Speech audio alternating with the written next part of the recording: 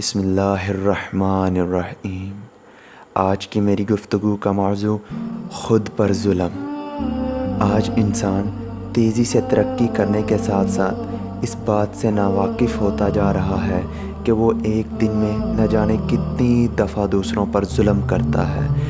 حقیقت میں تو وہ اپنی طرف سے دوسروں پر ظلم کر رہا ہوتا ہے، لیکن وہ اس چیز سے ناواقف ہوتا ہے کہ یہ ظلم وہ خود پر کر رہا ہے۔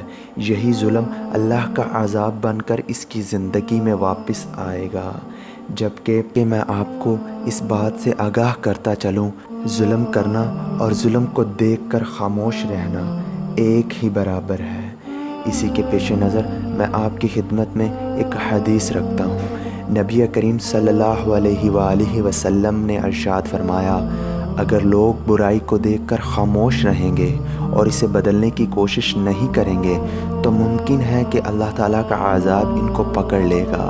خود پر ظلم کرنے کے بارے میں اللہ تعالیٰ نے ارشاد فرمایا ہے، سورۃ توبہ آیت نمبر 50، کیا ان تک اللہ کی خبریں نہیں پہنچیں جو ان سے پہلے گزر چکے ہیں، یعنی قوم نوح، قوم عاد، سمود، قوم ابراہیم اور اہل مدینہ اور ان بستیوں کی خبریں جو الٹ دی گئی تھیں۔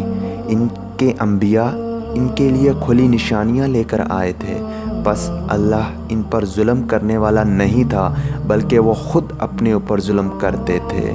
اسی طرح آج ہم خود پر ظلم کرنے والے ہو رہے ہیں اور خود پر ظلم کر رہے ہیں۔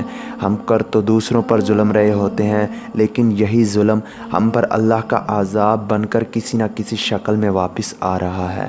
ان آیت کریمہ میں قوموں کے حالات نام لے کر بیان کیے جا رہے ہیں اور منافقین سے کہا جا رہا ہے کہ کیا انہوں نے ان قوموں کے بارے میں نہیں سنا کہ انہوں نے اللہ سے سرکشی کی تو ان کا انجام کیا ہوا۔